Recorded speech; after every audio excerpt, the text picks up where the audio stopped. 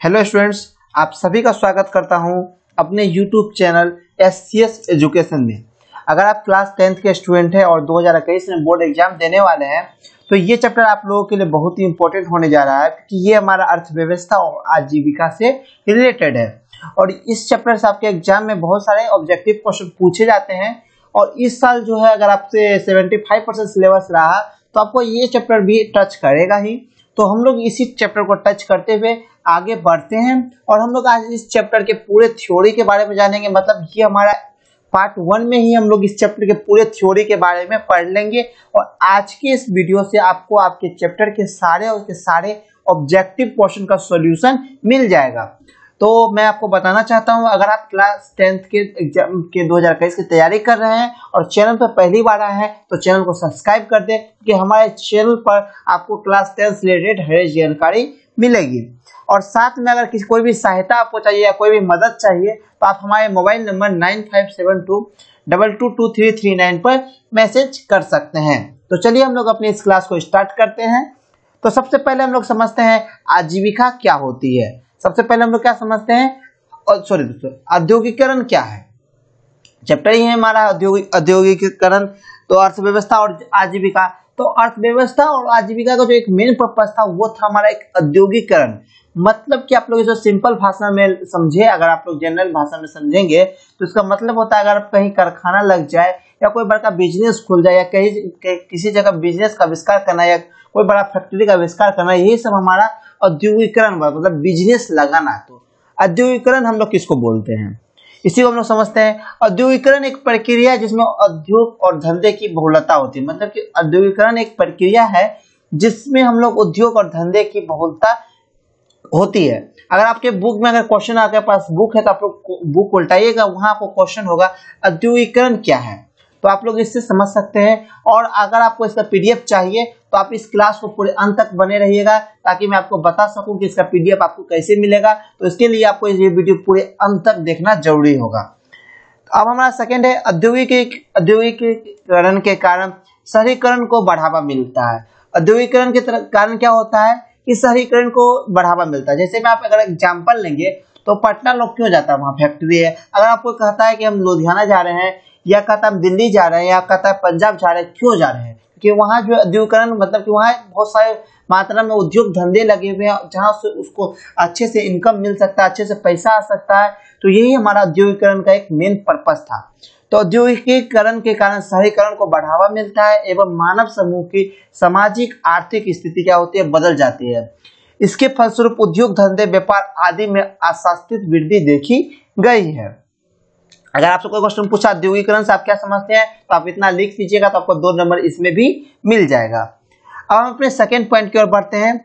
Second point है हमारा औद्योगिकरण के कारण। अगर आपसे कोई पूछा कि औद्योगिकरण के क्या सब कारण है, तो उसका जो मेनली कारण है वह 7 कारण है। औद्योगिकरण के क्या सब कारण है, औद्योगिकरण के 7 कारण। जिसका पहला कारण है हमारा है आवश्यकता आविष्कार की जननी है। ये आप सभी भी जानते हैं। आवश्यकता जो है आविष्कार की जननी, जैसे हमें जिस चीज की आवश्यकता पड़ती है वैसे वैसे उस चीज का आविष्कार होते रहता है। किसी समय हम लोग 2G में भी जी रहे थे, किसी समय हम लोग 3G में भी जी रहे थे, और जैसे समय आवश्यकता पड़ी तो हम लोग 4G पर भी आ गए। कभी हम लोगों का 1 GB रैम में भी मोबाइल में काम चल जाता था, लेकिन अगर आपके पास आज अगर 1 GB मोबाइल का रैम है तो वो आपके काम के लिए अभी नहीं है। तो इसी तरह से हम लोग पुराने समय में, अगर आप मम्मी पापा होंगे तो वो कहते हैं कि हम लोग पुराने समय में ये चीज कर लेते थे, ये कम मात्रा में कर लेते थे, लेकिन आज के समय में आवश्यकता के अनुसार क्या हुआ, उसके आविष्कार बढ़ता गया। तो एक सिंपली भाषा में आप लोग कह सकते हैं आवश्यकता आविष्कार की जननी है।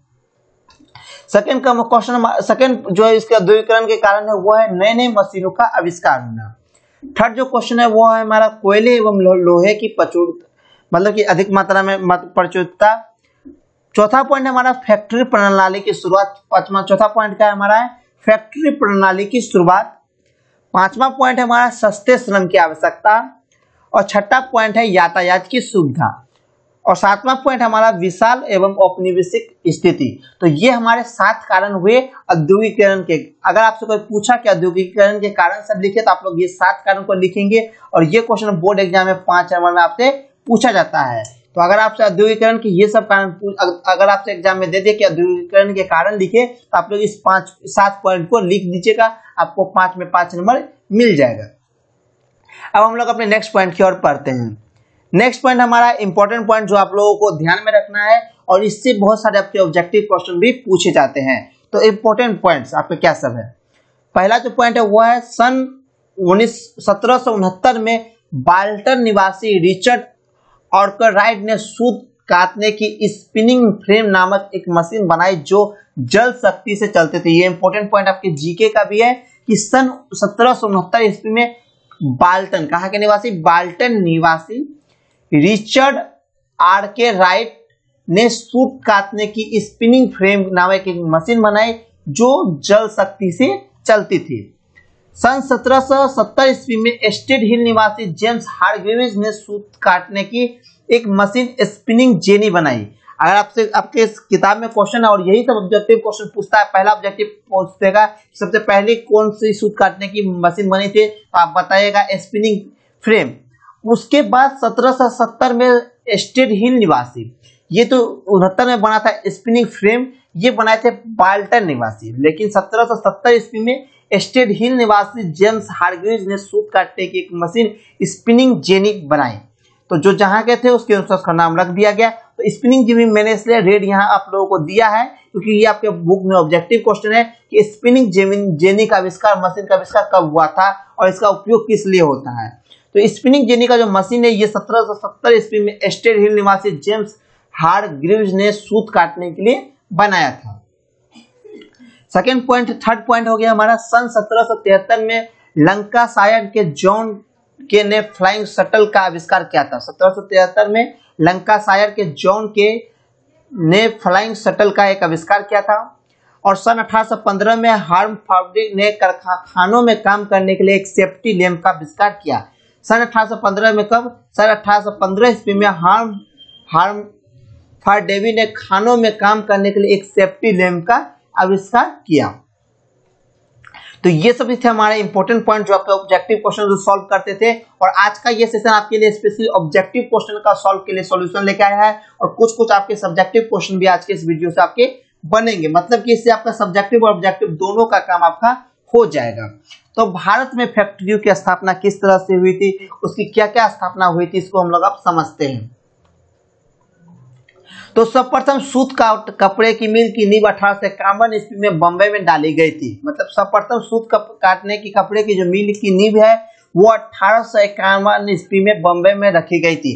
अगर आपसे ऑब्जेक्टिव क्वेश्चन पूछता है, और ये ऑब्जेक्टिव क्वेश्चन आपके बुक में भी, और ये क्वेश्चन 2 से 4 बार आपके बोर्ड एग्जाम में पूछा गया है कि बंबई में सूत काटने की मिल की नींव कब रखी गई थी, तो इसका सही आंसर होगा हमारा 1851 ईस्वी में आपसे ऑब्जेक्टिव क्वेश्चन पूछा जाता है। तो आप लोग इसकी तैयारी अच्छे से कर लेंगे।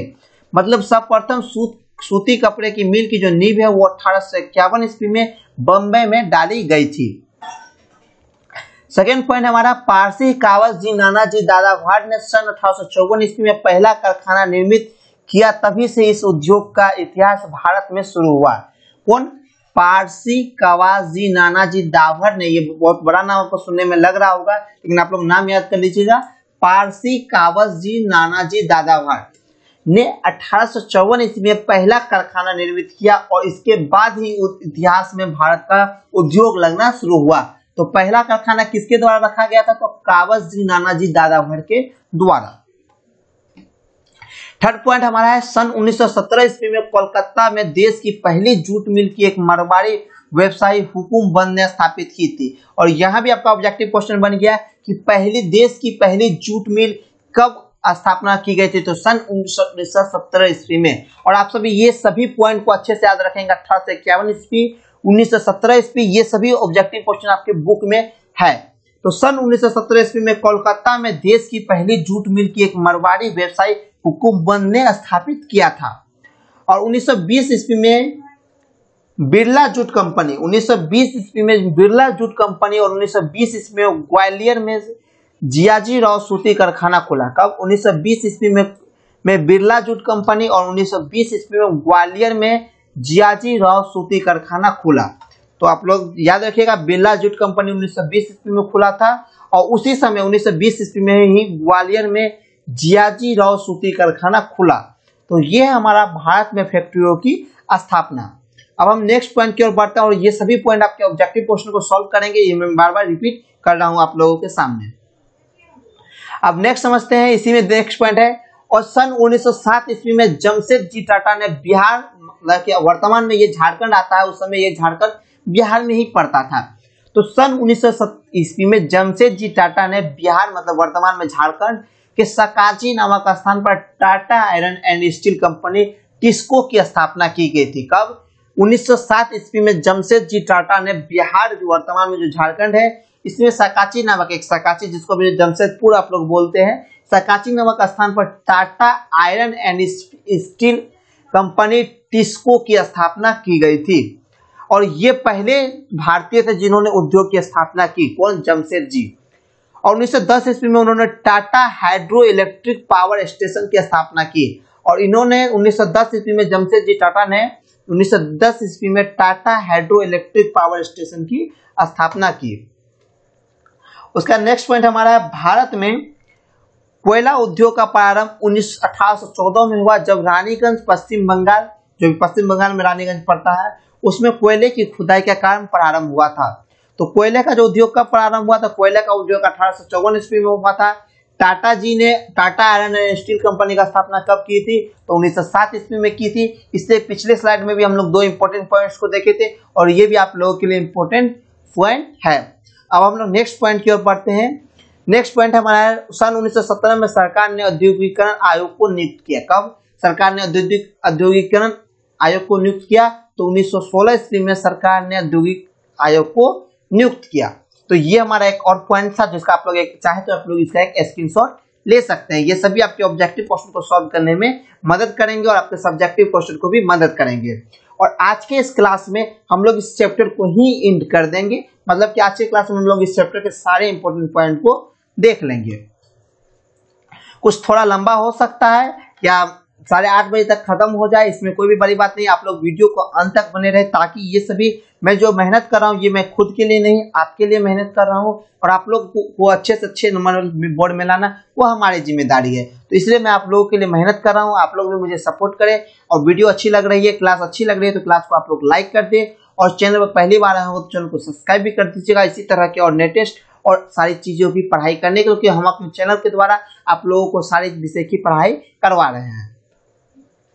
अब इसमें सन 1924 इसमें ये सभी भारत के फैक्ट्रियों की स्थापना के अंतर्गत आती है, इसलिए आपको ऊपर में हेडिंग मिल रहा है भारत में फैक्ट्रियों की स्थापना। मतलब ये पूरा हेडिंग जो ये फैक्ट्रियों की स्थापना से रिलेटेड है, तो इसलिए आपको ये पूरा हेडिंग आपको यही दिख रहा है। तो 1924 ईस्वी में टीन उद्योग, कागज उद्योग, केमिकल उद्योग, चीनी उद्योग आदि की स्थापना हुई थी, जिसको हम लोग 18वीं सदी भी बोलते हैं। तो 1924 ईस्वी में टीन उद्योग, कागज उद्योग, केमिकल उद्योग, चीनी उद्योग की स्थापना की गई थी। और 1930 के दशक में सीमेंट और शीशा उद्योग की स्थापना हुई। कब उद्योग की स्थापना हुई? सीमेंट और शीशा उद्योग की। तो सीमेंट और शीशा उद्योग की जो स्थापना हुई वो 1930 ईस्वी में हुई थी। और 1929-33 में विश्वव्यापी आर्थिक मंदी का भारतीय उद्योग पर गहरा प्रभाव पड़ा था। कब 19 आर्थिक मंदी पड़ी थी? तो 1922-23 में। 1929 से 33 तक। कब से कब से? मतलब 4 साल तक यह आर्थिक मंदी रही थी, जिसमें भारतीय उद्योग पर गहरा प्रभाव पड़ा था। ये विश्वव्यापी आर्थिक मंदी थी, जिस और अगर आप अभी जोड़िएगा तो इस और भारत अभी भी बढ़ रहा है, लेकिन आने वाले समय में कुछ अच्छा हो सके तो ये विश्वव्यापी आर्थिक मंदी थी। अभी भी कुछ दिन पहले आया था कोरोना काल में। अब हम अपने नेक्स्ट पॉइंट की ओर बढ़ते हैं। नेक्स्ट पॉइंट है भारत के 7 स्टील पॉइंट, मतलब भारत के क्या सब इंपॉर्टेंट स्टील पॉइंट है। तो भारत के 7 स्टील पॉइंट, पहला है Indian iron and company Hirapur में है। ये 7 पॉइंट का नाम आप लोग अच्छे से याद रख लेंगे। पहला हुआ हमारा इंडियन आयरन एंड कंपनी जो हीरापुर में है। सेकेंड पॉइंट हमारा है Tata iron and steel company जो जमशेदपुर में है। Visvesvaraya iron and steel company जो भरतावदी अभी कर्नाटक में है। चौथा हमारा रॉयल केला स्टील प्लांट जो रॉयल केला में है। 5वां हमारा है भिलाई स्टील प्लांट जो भिलाई में है। 6ठा हमारा है दुर्गापुर स्टील प्लांट जो दुर्गापुर में है। और 7वां हमारा है बोकारो स्टील प्लांट जो बोकारो में है। तो ये 7 जो है भारत के स्टील पॉइंट है। इंडियन आयरन एंड कंपनी जो हीरापुर में है, Tata iron and Indian company जो जमशेदपुर में है, विश्वेरिया आयरन एंड स्टील कंपनी जो भरतावती अभी कर्नाटक में है, रोयलकेला स्टील प्लांट जो रोयलकेला में है, भिलाई स्टील प्लांट जो भिलाई में है, दुर्गापुर स्टील प्लांट जो दुर्गापुर में है और बोकारो स्टील प्लांट बोकारो में है। अब हम नेक्स्ट पॉइंट, आप लोग पॉइंट को याद रखिएगा, वो है हमारे बैंकों की स्थापना से रिलेटेड। ये क्वेश्चन आप लोगों से आपके एग्जाम में पूछता है कि बैंकों की स्थापना किस वर्ष हुई थी और किस बैंक की स्थापना किस वर्ष हुई थी। तो अब हम आते हैं बैंकों की स्थापना पर। तो भारत में 1895 ईस्वी में पंजाब नेशनल बैंक की स्थापना हुई थी। कब? 1895 ईस्वी में पंजाब नेशनल बैंक की स्थापना हुई थी। सेकेंड हमारा 1906 में बैंक ऑफ इंडिया की स्थापना हुई। कब? 1906 में बैंक ऑफ इंडिया की स्थापना हुई। 1907 में इंडियन बैंक की स्थापना हुई। 1911 में सेंट्रल बैंक की। 1913 ईस्वी में दी बैंक ऑफ मैसूर तथा ज्वाइंट स्टॉक बैंक की स्थापना हुई। तो ये थी हमारे बैंकों की स्थापना। कब? 1906 में बैंक ऑफ इंडिया, 1907 में इंडियन बैंक, 1911 में सेंट्रल बैंक और 1913 में the bank of the Mysore joint stock bank. ये सभी की स्थापना हुई थी, बैंकों की स्थापना। और ये सभी आप लोगों के लिए बहुत ही इंपॉर्टेंट है, तो आप सभी इस पॉइंट को याद रख लेंगे। और मैं आप लोगों से एक बात कहना चाहता हूं कि अगर आप लोगों की स्कूल या कॉलेज खुल चुकी है तो भी आप हमारे क्लास को अटेंड करें, क्योंकि हमारा क्लास, अगर आप कहीं भी सोशल साइंस की पढ़ाई करने जाएंगे, चाहे अगर आपको पढ़ाई ऐसे पढ़ाई जा रही होगी तो बहुत बेस्ट है। अगर इस तरह से नहीं पढ़ाई जा रही है तो आप हमारे चैनल के साथ बने रहे। आपकी एक अच्छे नंबर की गारंटी हमारे पास भी है, हम भी आपकी एक जिम्मेदारी ले रहे हैं, तो आप लोग जो है हमारे साथ बने रहे। और अगर आपको ऐसी कुछ पढ़ाई मिल रही है, मेरे अंदर से तो अभी तक मैं जहां भी देखा हूं तो आपको इस तरह से किसी भी जगह सोशल साइंस की पढ़ाई नहीं कराई जाती है। सभी जगह आपको क्वेश्चन बैंक क्वेश्चन लेती है और क्वेश्चन बता दी जाती है, लेकिन हम अपने चैप्टर से आपके लिए बुक से इंपॉर्टेंट पॉइंट ढूंढ के लेके आते हैं। तो इसलिए हम आप हमारे चैनल के साथ बने रहे, आप अपने दोस्तों के साथ शेयर करें, आप हमें सपोर्ट करें, क्योंकि आपका सपोर्ट हमारे लिए बहुत जरूरी है। अब अपने हम नेक्स्ट पॉइंट की ओर बढ़ते हैं। और जो भी स्टूडेंट अभी तक हमारे साथ जुड़े हुए हैं, अगर कहीं भी किसी स्टूडेंट को कुछ भी डाउट रहती है तो वो हमसे बिल्कुल बेझिझक पूछ सकते हैं। ये सभी हम लोग पढ़ चुके हैं, ये दोबारा आ गया है, मैं इसको नेक्स्ट स्लाइड में बढ़ता हूँ। अब हम बढ़ते हैं औद्योगिकीकरण के परिणाम। अगर किसी स्टूडेंट को कुछ प्रॉब्लम होती है तो नीचे आप लोग कमेंट बॉक्स में कमेंट अवश्य करें। और आप अगर नहीं मैं वहां सोल्यूशन दे सकता हूं तो आप हमारे व्हाट्सएप नंबर पर आप अपना प्रॉब्लम हमसे अवश्य पूछ सकते हैं। और इसके पीडीएफ के लिए मैं आपको पहले ही बता चुका हूं, इसके पीडीएफ के लिए आप हमारे क्लास को अंत तक ज्वाइन रहे, ताकि मैं बता सकूं कि आपको इसका पीडीएफ कैसे मिलेगा। तो औद्योगिकीकरण के परिणाम, क्योंकि औद्योगिकीकरण के परिणाम क्या सब हुए, तो पहला है हमारा नगरों का विकास हुआ, कुटीर उद्योग का पतन हो गया, मतलब जो छोटे छोटे उद्योग थे इसका पतन हो गया और बड़े बड़े उद्योग लग गए, तो मतलब कुटीर उद्योग जो हुआ वह खत्म हो गया। साम्राज्यवाद का जो विकास हुआ, समाज में वर्ग विभाजन हुआ एवं बर्जुआ वर्ग का उदय हुआ। कब बर्जुआ वर्ग का उदय हुआ? औद्योगिकीकरण के बाद। तो समाज में एक वर्ग विभाजन हुआ और बर्जुआ वर्ग का उदय हुआ। फैक्ट्री मजदूर वर्ग का जन्म हुआ, मतलब फैक्ट्री में जो काम करते हैं उस प्रकार के मजदूर वर्ग का काम हुआ। क्योंकि पहले अगर कुटीर उद्योग करते तो सभी आदमी अपने अपने काम करते थे और उससे अपना अपना भरण पोषण करते थे, लेकिन औद्योगिकीकरण में क्या हुआ कि सारा चीज फैक्ट्री में हो गया और वहां तब मजदूर जाके काम करने लगे, मतलब वो अपना मालिक खुद ना रहे, किसी के अंडर में काम करने लगे, जिससे हमारा वर्ग विभाजन हुआ और बर्जुआ वर्ग की स्थापना हुई इसी तरह से। और उसका सलम पद्धति की शुरुआत हुई। ये सभी क्या है? सलम पद्धति, बर्जुआ वर्ग, ये सब आप लोगों से क्वेश्चन भी पूछता है, तो ये इस सभी क्वेश्चन का आंसर हम लोग कल की क्लास में देखेंगे। मतलब कल की क्लास में हम लोग इस चैप्टर से जितने सब्जेक्टिव क्वेश्चन पूछ सकते हैं हम लोग उस क्वेश्चन को देखेंगे। तो ये सभी थे हमारे औद्योगिकीकरण के परिणाम। अब हम लोग नेक्स्ट पॉइंट की ओर बढ़ते हैं। तो नेक्स्ट पॉइंट हमारा हो गया औद्योगिकीकरण के फलस्वरूप ब्रिटिश सहयोग से भारत में उद्योग में पूंजी लगाने की उद्योगपति बन गए। अतः समाज को तीन वर्गों का उद्योग, पूंजीपति वर्ग, बर्जुआ वर्ग, जिसको हम लोग मध्यम, मतलब बर्जुआ वर्ग का जो दूसरा नंबर वो हो गया मध्यम वर्ग, और थर्ड पॉइंट हो गया हमारा मजदूर वर्ग। तो समाज में तीन वर्गों का उदय हुआ, पूंजीपति वर्ग, बर्जुआ वर्ग और मजदूर वर्ग। ये सब किसके बाद हुआ? ये सब हमारा औद्योगिकीकरण के फलस्वरूप हुआ। औद्योगिकीकरण ने एक नए तरह के मजदूर वर्ग को जन्म दिया, जिसका शोषण उद्योगपति द्वारा किया जाता था। औद्योगिकीकरण के क्या दिया? औद्योगिकीकरण जो है एक नए तरह के मजदूर वर्ग को जन्म दिया, जिसका शोषण उद्योगपतियों के द्वारा किया जाता था। अब हम आते हैं मजदूरों की आजीविका कैसे चलती है। हम लोग आते हैं किसमें? मजदूरों की आजीविका, जिससे बहुत सारे इंपोर्टेंट पॉइंट्स बनते हैं और आपके बोर्ड एग्जाम के लिए इंपोर्टेंट ऑब्जेक्टिव क्वेश्चन इस पॉइंट से भी बनते हैं। तो अब हमारा सेशन 5 मिनट और चलेगा। 5 मिनट में आपका ये सेशन एंड हो जाएगा, मतलब 5 मिनट हम लोग क्लास को और करेंगे और 5 मिनट तक आप हमारे साथ बने रहेंगे और जो है ये सारे पॉइंट्स को आप लोग अच्छे से याद कर लेंगे। और कहीं अगर कुछ पूछना हो तो नीचे कमेंट करना बस करेंगे और पूछेंगे। हमारे व्हाट्सएप ग्रुप का लिंक आपके डिस्क्रिप्शन लिंक में दिया गया है। अगर अभी तक आप हमारे व्हाट्सएप ग्रुप से ज्वाइन नहीं हुए हैं तो नीचे डिस्क्रिप्शन लिंक में लिंक दिया गया है, आप वहां से हमारे ग्रुप को ज्वाइन कर सकते हैं। तो मजदूरों की आजीविका पर हम लोग आते हैं। तो औद्योगिकरण जो है एक नई फैक्ट्री प्रणाली को जन्म दिया जिससे गृह उद्योग के मालिक अब मजदूर बन गए और जिनकी आजीविका बड़े बड़े उद्योगपति द्वारा प्राप्त वेतन पर निर्भर करने लगा। ये मैंने आप लोगों को बताया कि औद्योगिकरण के बाद क्या हुआ। औद्योगिकरण के बाद हमारा एक नई फैक्ट्री को जन्म दिया जिससे जो है गृह मालिक अब क्या हुआ, जैसे कुटीर उद्योग में वो क्या था, खुद के मालिक थे, खुद से सामान बनाते थे और खुद से बेचते थे, तो उसके पास खुद सा अपना बिजनेस था, वो अपना घर का उद्योग चलाते थे। लेकिन जब औद्योगिकरण हुआ तो ये लोग क्या हो गए, ये सभी मजदूर बन गए और इनकी आजीविका जो है ये बड़े बड़े उद्योगपति पर प्राप्त वेतन पर निर्भर करना लगा। औरतों एवं बच्चे भी 16 से 18 घंटे काम के लिए जाते थे। इस समय कानून मिल मालिकों के पक्ष में था, मतलब जिस समय ये औद्योगिकरण हुआ उस समय कानून जो ये मिल मालिकों के पक्ष पर था, तो वो मजदूर से किसी व्यक्ति से 16 से 18 घंटे काम करने लगवाने लगे। ये सभी उसके मन पर डिपेंड करता था। तो इसी के खिलाफ बाद में बहुत सारे आंदोलन हुए जिसमें हम लोग न्यूनतम मजदूरी ये सभी चीज को फिक्स किया गया। और इसी से विरोध में सन 1830 से 1828 में मध्यम मजदूरों वर्ग ने संगठित होकर अपने अधिकारों के लिए आंदोलन किया और 1832 ईस्वी में सुधार अधिनियम पारित किया गया था। कब? 1832 ईस्वी में सुधार अधिनियम पारित किया गया और 1838 ईस्वी में मजदूरों ने चार्जशीट आंदोलन पारित किया। कब? 1832 से सुधार अधिनियम और 1838 में चार्जशीट आंदोलन।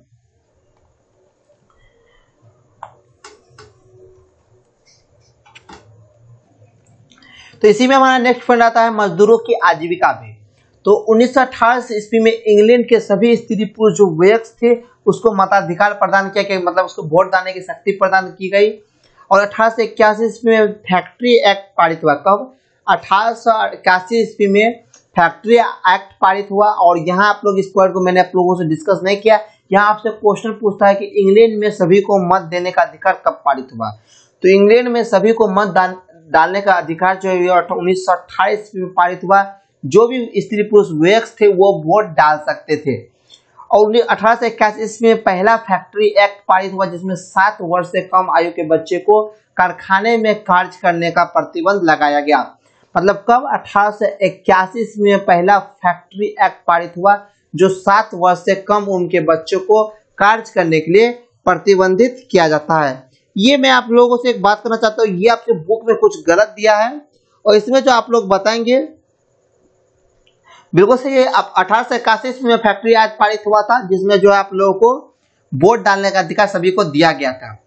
और 31 अक्टूबर 1920 ईस्वी को अखिल भारतीय राष्ट्रीय ट्रेड यूनियन कांग्रेस की स्थापना की गई थी। कब?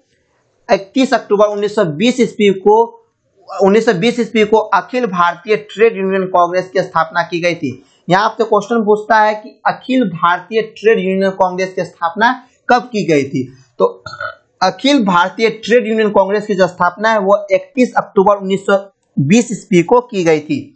तो आप लोग इस पॉइंट को, आप लोग 3 इंपॉर्टेंट पॉइंट है और 3 आपके ऑब्जेक्टिव क्वेश्चन है, आपके बोर्ड एग्जाम में पूछे गए हैं।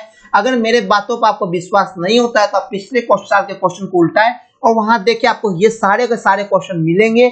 और ये सभी मैं स्टूडेंट को गारंटी के साथ कह देता हूं कि अगर आप हमारे साथ क्लास करते हैं तो आपको हमारे क्लास में कभी भी घाटा नहीं होगा, आपको बेनिफिट होने जा रहा है।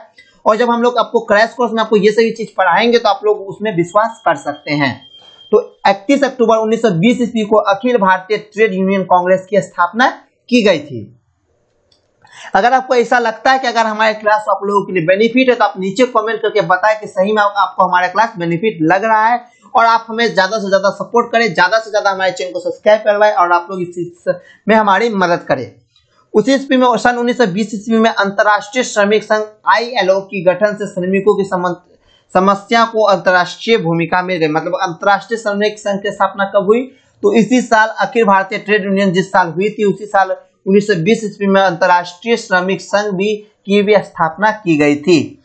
तो आप लोग याद रखिएगा अखिल भारतीय ट्रेड यूनियन कांग्रेस, जिसको हम लोग शॉर्ट फॉर्म में अगर आप लोग बोलते हैं तो इसको आप लोग बोल सकते हैं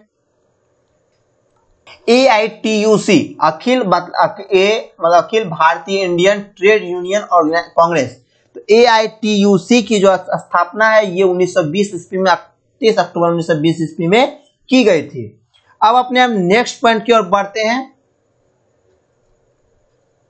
नेक्स्ट पॉइंट आप इंपॉर्टेंट है तो आप लोग नेक्स्ट पॉइंट की भी ओर बढ़ते हैं। नेक्स्ट पॉइंट हमारा है आपको इंपॉर्टेंट पॉइंट जो आप लोग याद करते जाओ और एक लाइन में पढ़ते जाए ताकि हम अपने सेशन को आज का एंड कर सके।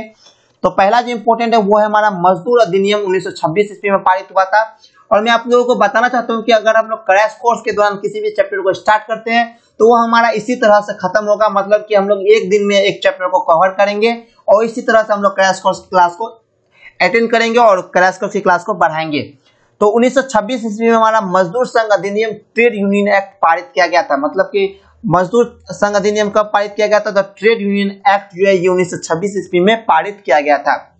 और मजदूरों की आजीविका एवं उनके अधिकारों को ध्यान में रखते हुए सरकार ने 1948 ईस्वी में न्यूनतम मजदूरी कानून मिनिमम वेज एक्ट पारित हुआ।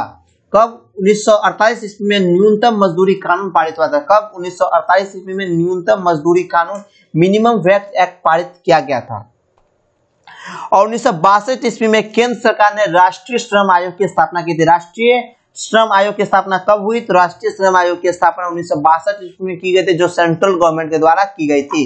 तो 1962 ईस्वी में केंद्र सरकार ने राष्ट्रीय श्रम आयोग की स्थापना की। और 6 अप्रैल 1948 ईस्वी को औद्योगिकरण नीति द्वारा लघु एवं कुटीर उद्योग को प्रोत्साहन दिया गया। कब? 6 अप्रैल 1948 ईस्वी को औद्योगिकरण नीति के द्वारा लघु एवं कुटीर उद्योग को प्रोत्साहन दिया गया। श्रम राष्ट्रीय संघ की जो स्थापना है वो 1962 ईस्वी में की गई थी और न्यूनतम मजदूरी कानून जो है 1948 ईस्वी में की गई थी। तो ये सभी आप लोगों का एक इंपॉर्टेंट पॉइंट्स रहा आज की क्लास में। अब हम लोग डिस्कस करते हैं नेक्स्ट क्लास में। तो नेक्स्ट क्लास में हम लोग डिस्कस करेंगे इस चैप्टर के सारे सब्जेक्टिव क्वेश्चन को। मतलब हम लोग नेक्स्ट क्लास में जो डिस्कस करेंगे उसमें इस चैप्टर के सारे ऑब्जेक्टिव क्वेश्चन को डिस्कस करेंगे। तो आप लोग कल की क्लास को भी ज्वाइन कीजिएगा। कल जो 8 PM में जो हमारा क्लास है इसको में भी ज्वाइन कीजिएगा। अगर आपको यहाँ तक समझने में किसी भी तरह की कोई दिक्कत है, अगर किसी भी तरह की कोई सहायता चाहिए तो आप हमें हमारे नंबर पर मैसेज कीजिएगा या कमेंट कीजिए। मैं आपको कमेंट को रिप्लाई दे सकूं तो ठीक है, ये तो मैं आपको आपका रिप्लाई आप व्हाट्सएप करेंगे, मैं आपको व्हाट्सएप पर दूंगा। अब आते हैं यहाँ हमारा आपको PDF कैसे मिलेगा।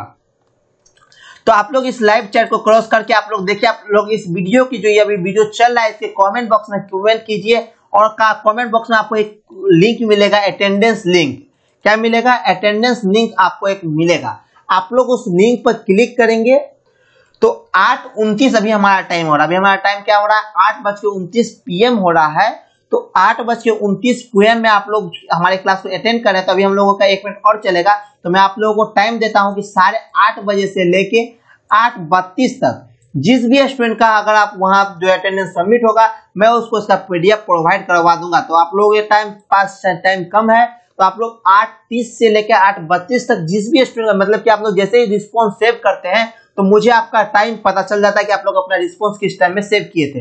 तो 8:30 से हम लोग 8:32 या 33 तक रखिए, इतने तक का टाइम देंगे। तो आप लोग जल्दी से उस लिंक पर क्लिक कीजिए और हम अपना अटेंडेंस बना दें। और ये वीडियो आपको अच्छी लगी तो वीडियो को लाइक कर दे और चैनल पर पहली बार आए तो चैनल को सब्सक्राइब करें और साथ में साथ अपने इस वीडियो को अपने दोस्तों के साथ शेयर करें ताकि मैं आप लोग देखिए मैं आपको एक दिन में एक चैप्टर का कंप्लीट करा दिया और आप लोग इस बुक को उल्टा कर देखिए, आपको सारा का सारा आपको ऑब्जेक्टिव क्वेश्चन अब बनने लगेगा। इसमें जितना भी ऑब्जेक्टिव क्वेश्चन होगा वो सारा अब आपसे बनेगा। अगर नहीं बनेगा तो आप मुझसे पूछ सकते हैं, लेकिन मैं गारंटी के साथ बोल सकता हूँ सारा का सारा ऑब्जेक्टिव क्वेश्चन आपसे बनेगा। कल की क्लास में हम इसके सारे ऑब्जेक्टिव क्वेश्चन को देखेंगे और उसके बाद हम लोग नेक्स्ट क्लास की ओर बढ़ेंगे। तो मिलते हैं कल 3 बजे हम लोग हिंदी की क्लास को देखेंगे।